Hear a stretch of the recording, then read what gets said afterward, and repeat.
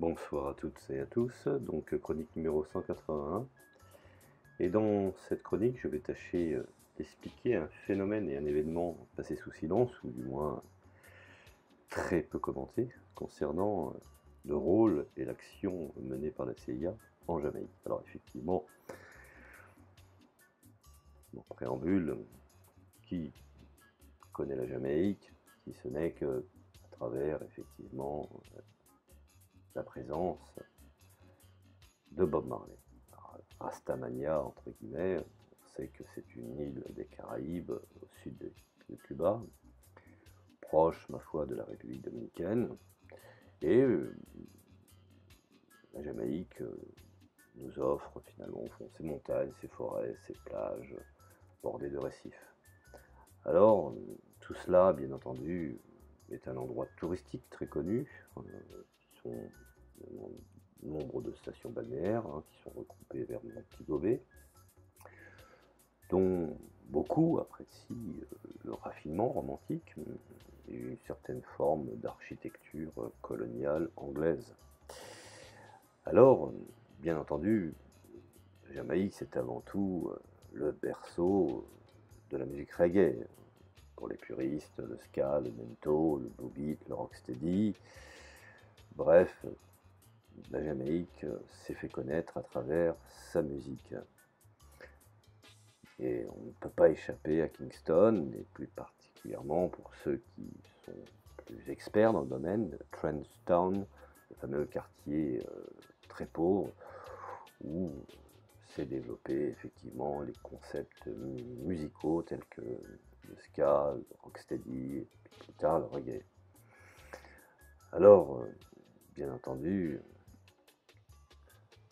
ça c'est pour l'image d'Épinal, que les gens imaginent avec un décor paradisiaque, mais je vais revenir à une réalité plus certaine, quelque chose de tout à fait étonnant, où on peut dire il y a plus de 40 ans, la CIA avait l'œil sur la Jamaïque, et plus particulièrement Bob Marley s'est fait tirer dessus. Je vous renvoie à sa musique, à Shout to Sheriff. Bien entendu, on imaginera qui c'est le shérif. Et donc, effectivement, il y a, je dirais, plus de 40 ans, le 3 décembre 1976, Bob Marley avait essuyé une attaque de différents groupes d'individus venant lui tirer dessus. Finalement, au fond, une tentative d'assassinat. Et bien entendu, tout cela sous couvert d'une campagne électorale très controversée en Jamaïque.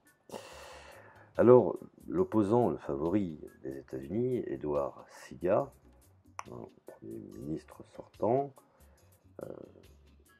son opposé, Michael Manley, qui lui, bien entendu, fut socialiste, et Edward Seaga, néoconservateur, comprador. Je l'ai mis là-haut en photo, vous prendrez qu'il a effectivement le physique de l'île. Ça c'est pour la petite boutade. Edward Seaga fut finalement au fond l'homme des Américains. Tout comme Pinochet fut l'homme des Américains, à contrario de Salvador Allende. Alors, revenons à cette fameuse fusillade dans la soirée, plus précisément la nuit tombée, à la maison de Marley, Kingston, et qui a également blessé sa femme Rita Marley, composée effectivement à l'origine des Soulettes, dont Marcia Griffith, Rita Marley et Judy Mawat, qui sont devenus ensuite les Hearthree, accompagnant Bob Marley et Enzo Waller dans ces tournées, et dont effectivement au moins 2 autres personnes, et tout cela a eu lieu 12 jours avant les élections prévues.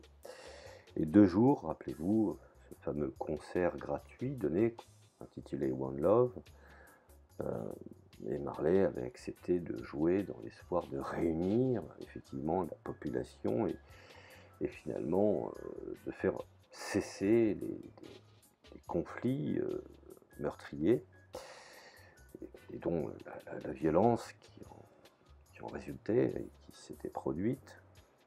Alors, ce qu'il faut savoir pour replanter le décor, c'est que les événements entourant le concert de Smile Jamaica, Sourire, en font l'un des moments clés du XXe siècle dans le pays, la Jamaïque, et sous, je dirais, sous la lumière beaucoup de problématiques du pays du tiers-monde de l'époque. Alors certains indices donnent à penser, et maintenant nous le savons puisque les affaires sont déclassées, que les États-Unis menaient un programme de déstabilisation contre l'administration socialiste démocratique de Michael Manley. Et Manley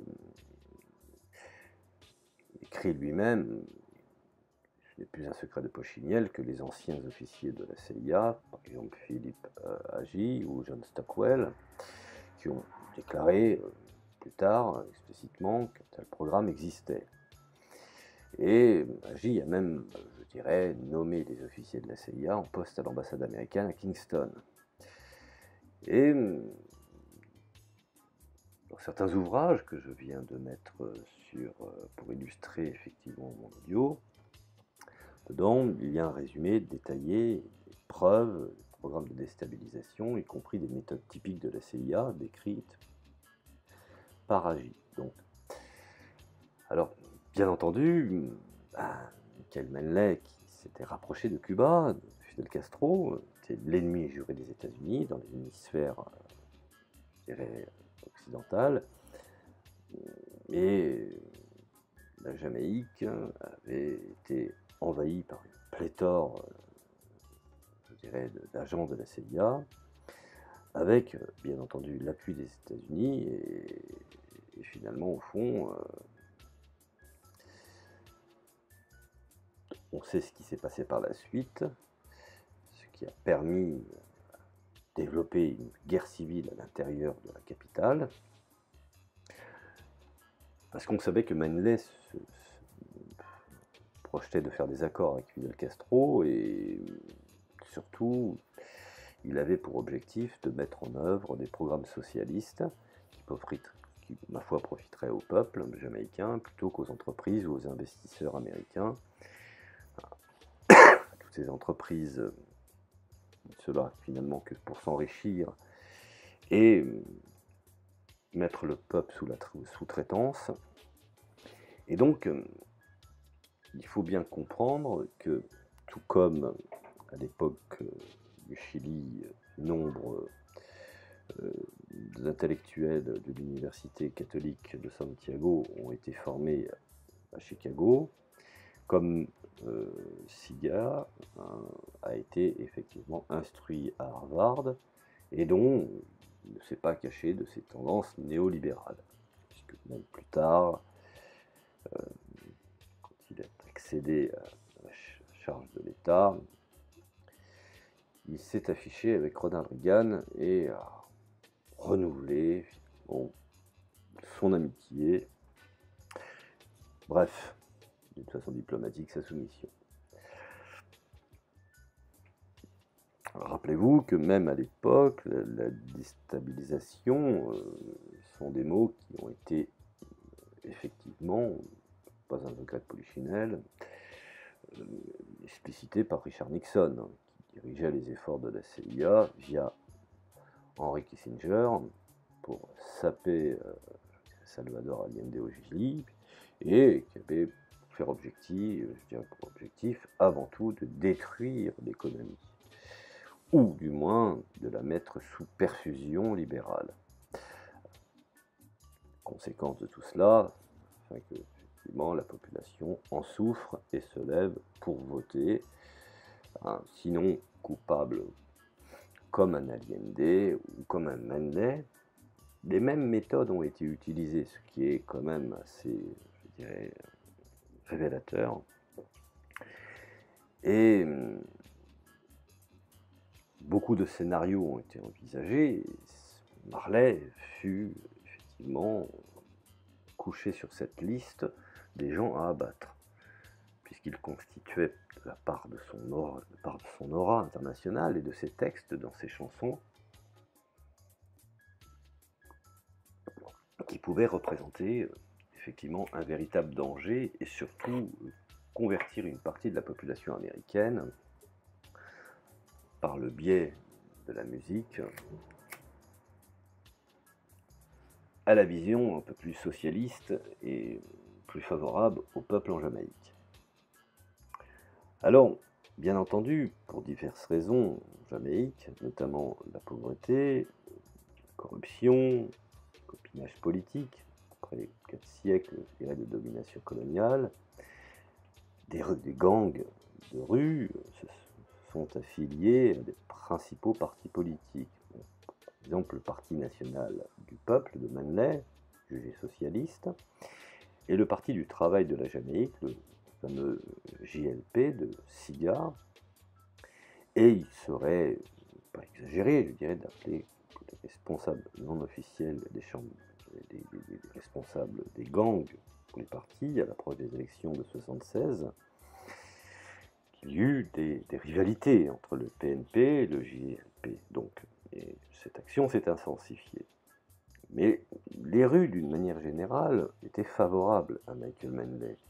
Son programme était plus dans une notion, je dirais, d'éducation et de partage des richesses au niveau du peuple. A contrario, le JLP, lui, était plutôt pour maintenir effectivement les intérêts économiques des États-Unis, puisqu'il ne fut qu'un agent de subversion au service de ces mêmes États-Unis. Et donc, la CIA est passée à l'action. Alors, ce qu'il faut savoir, c'est que, comme je le disais tout à l'heure, Bob Marley et les Wailers étaient au sommet de leur renommée internationale, hein, grâce à la puissance de différents albums, comme Rastaman Vibration. Même les Rolling Stones ont désigné le groupe comme étant le groupe de l'année. Le Times a qualifié, par exemple, Marley de force politique pour rivaliser avec les différents gouvernements. Il faut savoir que l'ancien garçon, qui lui-même était l'alliance entre le métissage entre un marin anglais et une maman jamaïcaine, avait cette notion de rassemblement. Et l'ancien rude boy aux pieds nus, mauvais garçon, comme disait Lee Perry, parce que Marley portait le costume cravate et fait du ska, effectivement, les Wailers, les grandes villes étaient devenu un champion populiste des droits de l'homme et un symbole international du droit des peuples, et lutter contre les structures persistantes du colonialisme et de l'impérialisme américain.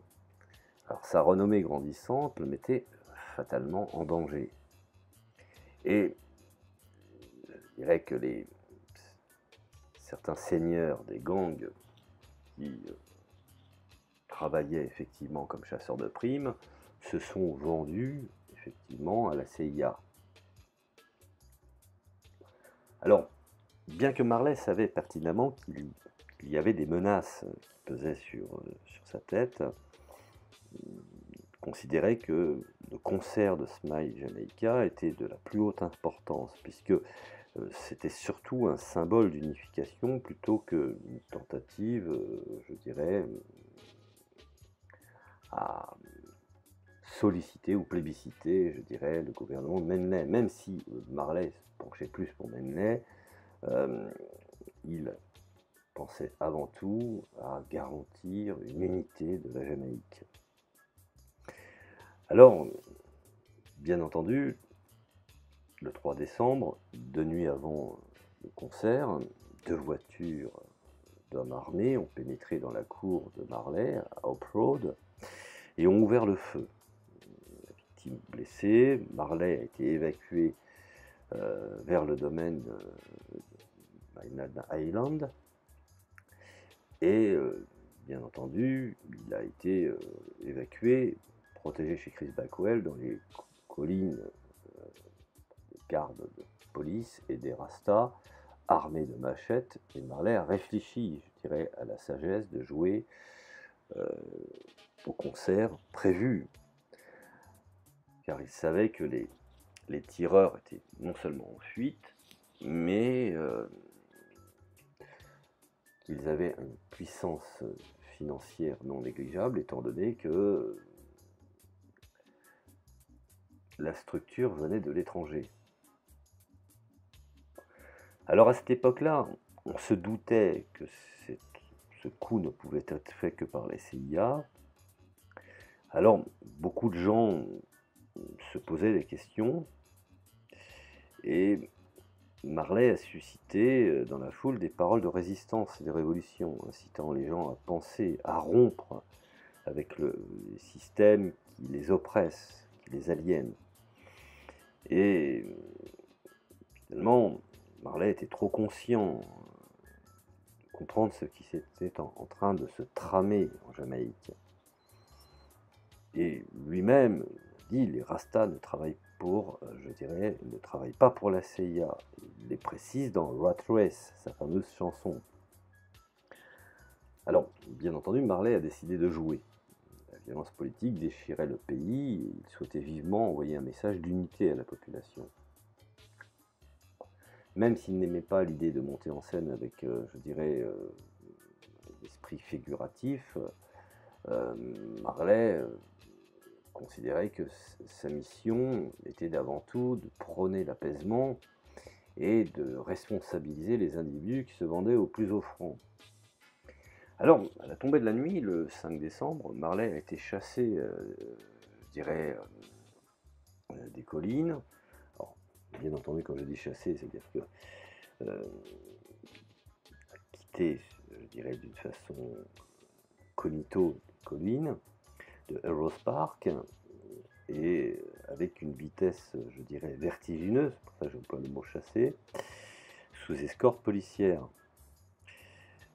Et Rita Marley, qui fut blessée, mais qui quand même quitta l'hôpital, qui arrivant dans sa blouse d'hôpital, la tête blessée, sous son bonnet de rasta. 80 000 personnes avaient attendu pendant des heures dans l'espoir que Marley joue. Alors, effectivement, aussi étonnant que ça puisse paraître, on le voyait marcher dans la foule en saluant le Premier ministre Manley, et qui a également risqué sa vie en se montrant, puisque Marley avait peur, même son entourage, que dans la foule se glisse effectivement un sniper ou un tireur. Alors, bien entendu, cela lui a mis du baume au cœur et cela l'a motivé à monter sur scène, voire cela l'a boosté. Et Marley ne pouvait pas jouer de la guitare car une balle lui avait, je dirais, traversé le bras et touché une partie de la poitrine qui s'était logée dans son avant-bras gauche. Où finalement, au fond, la balle est restée jusqu'à sa mort. Mais selon tous les rapports,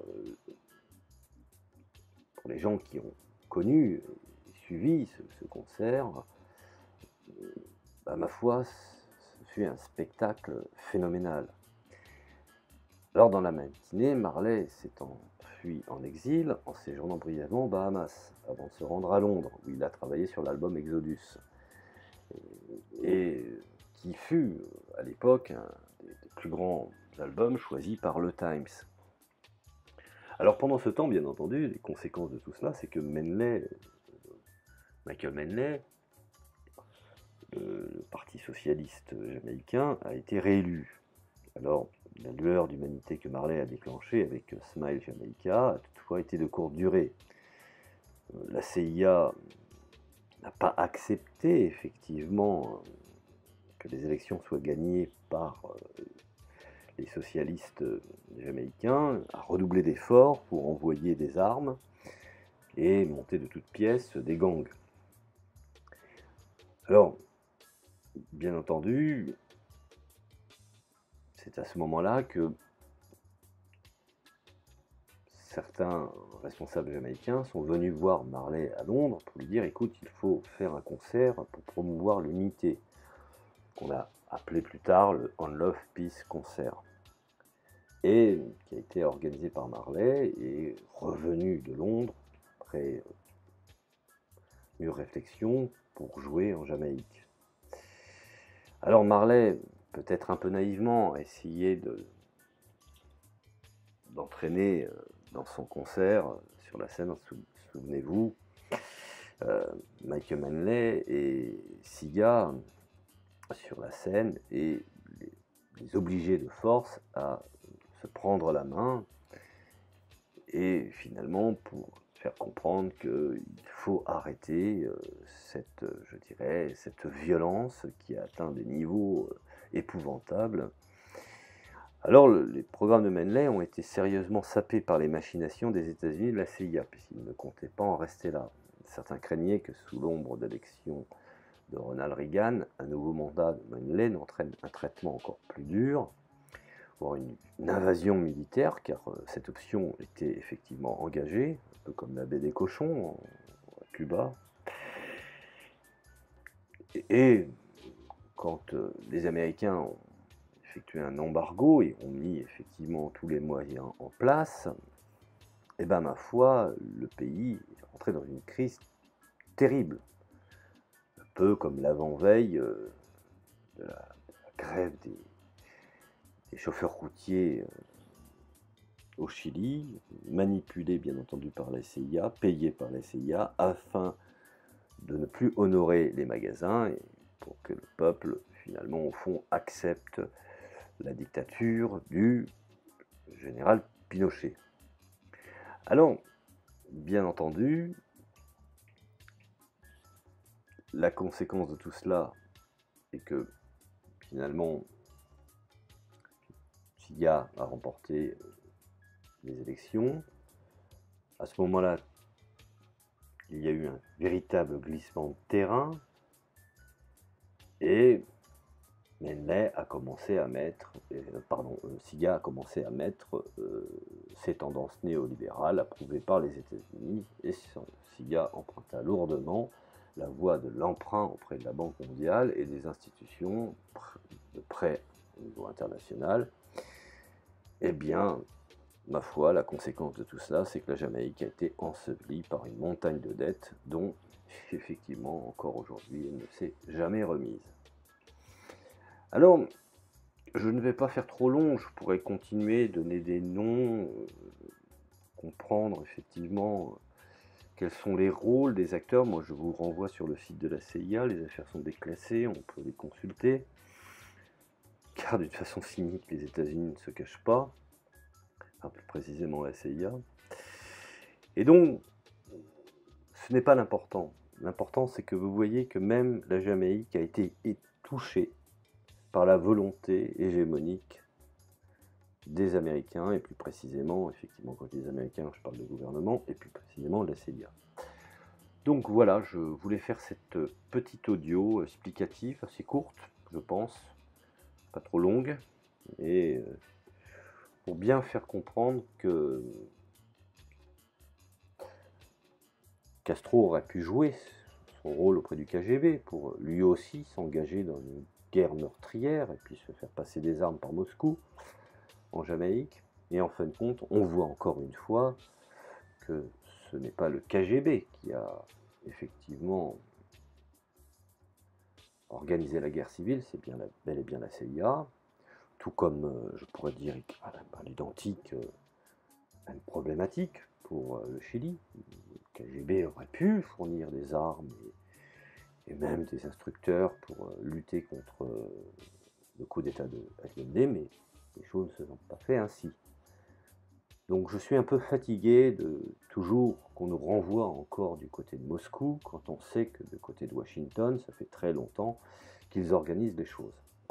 Voilà, je voulais remettre les choses un petit peu en ordre. Alors je vous conseille de lire ces deux ouvrages, hein, Stereo Up et Inside the CIA, Secret War in Jamaica, de Casey qui est ce livre très très important. Et puis, ça nous permet un petit peu d'avoir encore une fois une optique, une vision sur la politique américaine, et également les rapports de Philippe Agee, qui aujourd'hui, bien entendu, regrette, fait son mea culpa, mais qui a été un agent d'influence très très important.